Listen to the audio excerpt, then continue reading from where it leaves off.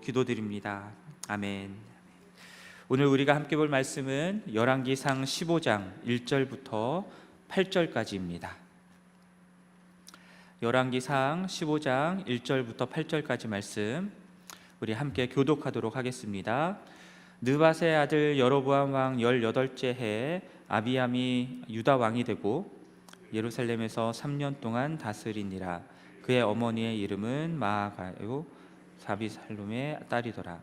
아비암이 그의 아버지가 이미 행한 모든 죄를 행하고 그의 마음이 그의 조상 다윗의 마음과 같이 아니하여 그의 하나님 여호와 앞에 온전하지 못하였으나 그의 하나님 여호와께서 다윗을 위하여 예루살렘에서 그에게 등불을 주시되 그의 아들을 세워 뒤를 잇게 하사 예루살렘을 견고하게 하셨으니 이는 다윗이 햇사람 우리아의 일 외에는 평생에 여호와 보시기에 정직하게 행하고 자기에게 명령하신 모든 일을 어기지 아니하였음이라. 르호보암과 여로보암 사이에 사는 날 동안 전쟁이 있었더니 아비암과 여로보암 사이에도 전쟁이 있으니라. 아비암의 남은 사적과 그 행한 모든 일은 유다 왕 역대지략에 기록되지 아니하였느냐. 아비암이 그의 조상들과 함께 자니 다윗성에 장사되고 그 아들 아사가 대신하여 왕이 되니라. 아멘. 자, 열왕기서의 저자는 오늘 본문에서부터 이스라엘의 멸망에 이르기까지 유다 왕과 북이스라엘 왕을 병행하여서 기록하는 방식으로 기록을 이어가고 있습니다. 그 첫 번째 왕으로서 유다 왕, 오늘 본문에 나오는 아비암이 나오는데요. 1절과 2절 말씀에서 여로보암 왕이 18년째 되는 해에 르호보암의 아들 아비암이 유다의 왕이 되었다라고 말씀합니다. 예루살렘에서 그의 통치 기간은 총 3년밖에 되지 않았습니다. 그의 어머니 이름은 마아가였고요. 아비살롬의 딸이었다라고 하는데요. 이 아비살롬은 다윗에게 반역하였던 다윗의 아들 압살롬을 말하는 것으로 보입니다. 그런데 압살롬의 딸은 다말이었다라고 나와 있거든요. 마아가가 아니었습니다. 그리고 역대하 13장 말씀을 보면은 아비암은 아비야로 나오고요. 아비야의 어머니는 미가야라고 나옵니다. 그리고 기브아 사람 우리엘의 딸이라고도 나오고요. 그래서 히브리어에서 딸이라고 하는 이 표현이 딸만을 의미하는 것이 아니라 손녀 또는 후손을 뜻하는 표현이기 때문에 압살롬의 손녀로서 우리가 이 마아가라는 사람을 이해할 수 있을 것 같습니다. 3절 말씀을 보면은 아비암이 통치 3년에 대한 그 총 평가가 나오는데요. 아비암은 그의 아버지 르호보암이 이미 행한 모든 죄를 행하고 그의 마음이 그의 조상 다윗의 마음과 같지 아니하여 그의 하나님 여호와 앞에 온전하지 못하였다라고 하는 이 평가를 듣게 됩니다. 그러나 르호보암이 행한 죄가 무엇인지를 사실 열왕기서에서는 구체적으로 언급을 하고 있지는 않습니다. 14장 22절부터 24절까지에 나오는 내용들은요, 여호와 보시기에 악을 행하고 그의 조상들이 행한 모든 일보다 뛰어나게 하여 그 범한 죄로 인해 여호와를 노엽게 만들었다라고 하는데, 그것은 유다 백성들이 그렇게 했다라는 것이지 르호보암이 했다라는 의미는 아닙니다. 유다 백성들의 범한 이 죄악들은요, 구체적으로 어떻게 나와 있냐면 산 위에와 모든 푸른 나무 아래에 산당을 짓고요, 우상과 아세라 상을 세웠다라고 나와 있고요.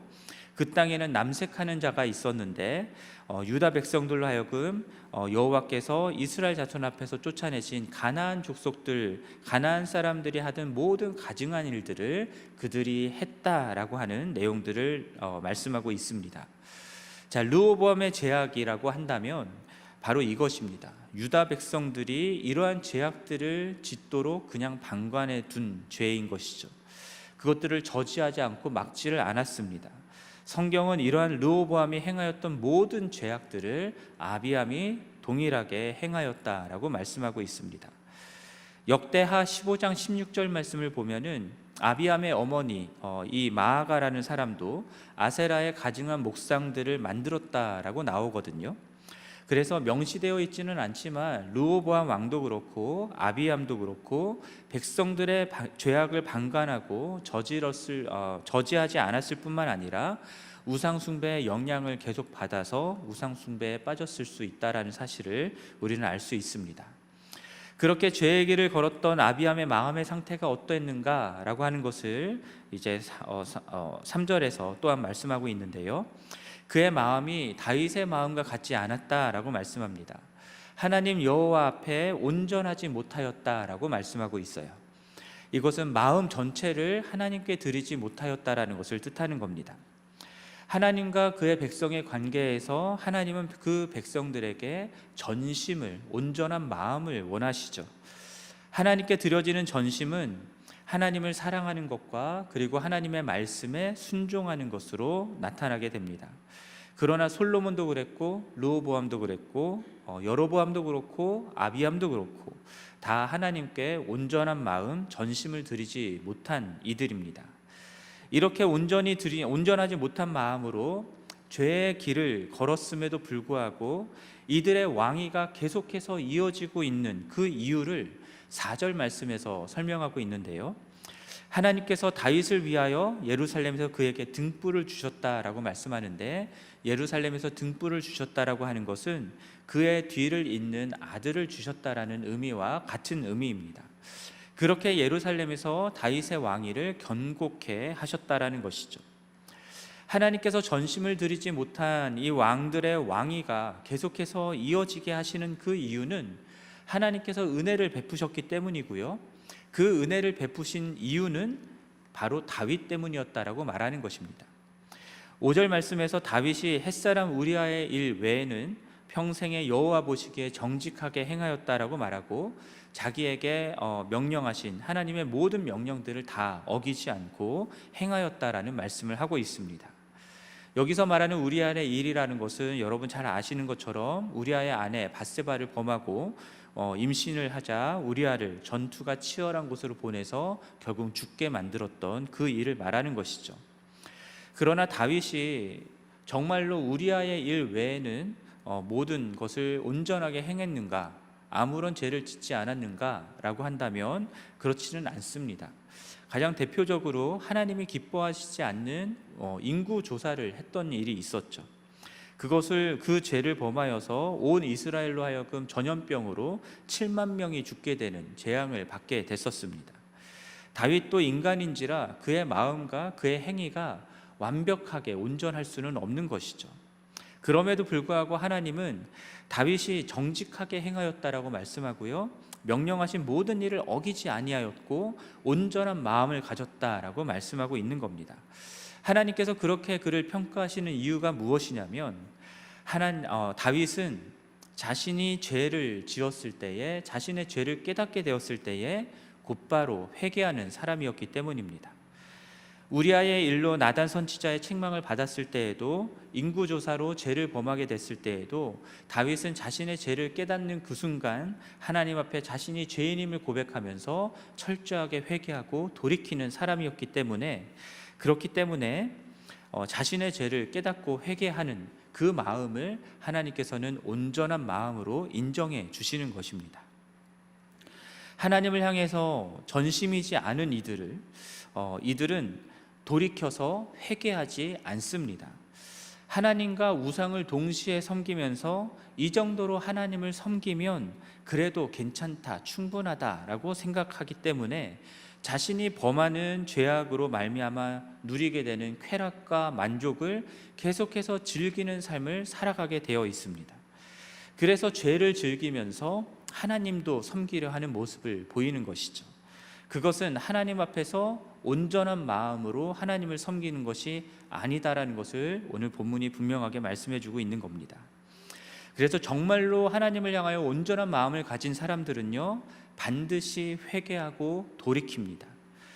그래서 회개는 단순히 죄된 행위를 하지 않는 차원이 아니라 죄의 길에 빠짐으로써 나뉘어졌던 우리의 마음을 온전하게 다시금 하나님께 드리는 것임을 우리가 기억해야 할 것입니다.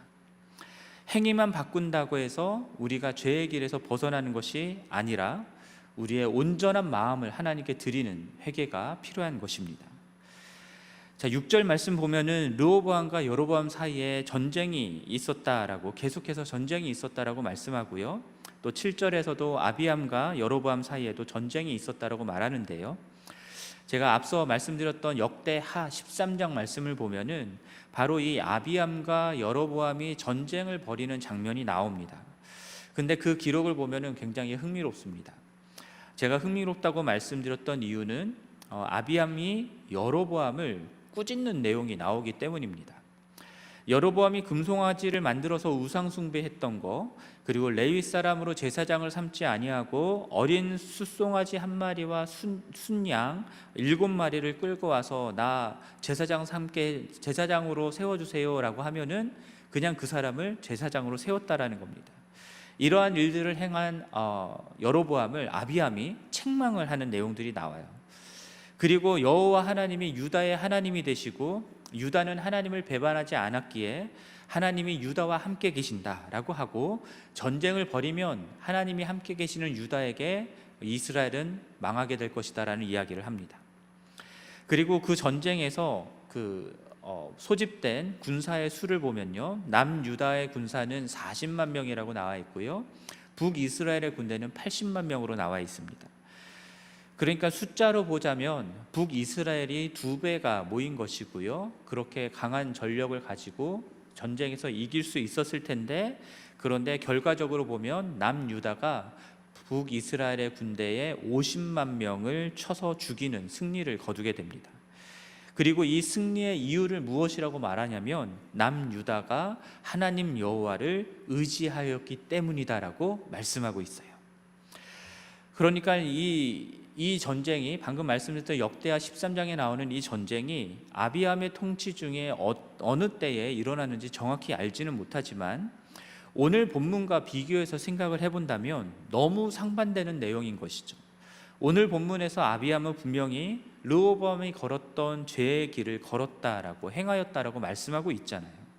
그런데 역대하 13장에서는 마치 이가 아비암이 하나님을 의지하며 하나님만을 섬기는 모습으로 기록되어 있다라는 겁니다. 아마도 열왕기서와 역대서가 기록 목적도 다르고 그리고 기록한 관점도 다르기 때문에 그렇다라고 생각해 볼 수 있는데, 그러나 그렇지만 아비암이 실제로 하나님만을 의지하였기 때문에 전쟁에서 승리하였다라고 말하기는 어려울 것 같습니다. 그런데 두 기록 속에서 공통되게 나오는 것이 있습니다. 그것이 무엇이냐면 하나님이 다윗에게 영원한 왕위를 약속해 주셨다라는 것이고요, 따라서 아비암의 승리는 하나님이 신실하게 다윗과 맺은 언약을 지키셨기 때문이다라는 사실을 우리는 알 수 있습니다. 그리고 다윗을 생각하여서 하나님이 은혜를 베푸셨기 때문에 아비암이 승리할 수 있었다라는 것을 우리는 알 수 있어요. 오늘 본문 7절과 8절에서도요, 아비암의 남은 사적과 그의 행한 일은 유다왕 역대지략에 기록되어 있다라고 말하고, 그가 주어 다윗성에 장사되고 그의 아들 아사가 이제 다음 왕이 되었다라는 기록으로 아비암에 대한 기록이 맞춰지죠. 아비암이 3년 짧은 시간 통치를 했지만 8절밖에 안 되는 짧은 평가를 내리고 있는 것입니다. 이 3년 짧은 통치 기간에 대해서 열왕기서는요, 다른 무엇이 아닌 그 아비암이 하나님 앞에 어떠한 마음으로 어떻게 행했는가, 여기에만 초점을 맞추고 있기 때문입니다. 그것에 초점을 맞춰서 평가하고 있는 것이죠. 하나님이 그에게 은혜를 베푸신 이유는 온전한 마음으로 하나님의 명령에 순종하였던 다윗 때문이었지 아비암 때문이 아니다라는 사실을 우리에게 보여주고 있습니다. 오늘 본문에 나타난 이 열왕기서의 관점으로, 그리고 여러분과 저를 하나님께서 평가하신다면, 우리의 일생을 평가를 하신다면 여러분, 하나님께서 어떠한 평가를 내리실까요? 우리는 여전히 죄를 범할 수밖에 없는 자들인 것을 우리는 다 압니다. 그러나 하나님은 우리의 죄가 아니라 하나님의 말씀에 온전히 순종하신, 그래서 십자가에서 죽으시고 부활하신 그 예수 그리스도, 다윗의 자손으로 오신 예수 그리스도로 인해서 예수 그리스도를 나의 구원자와 주님으로 영접하는 우리를 의롭다 여겨주시는 은혜를 베풀어 주셨습니다.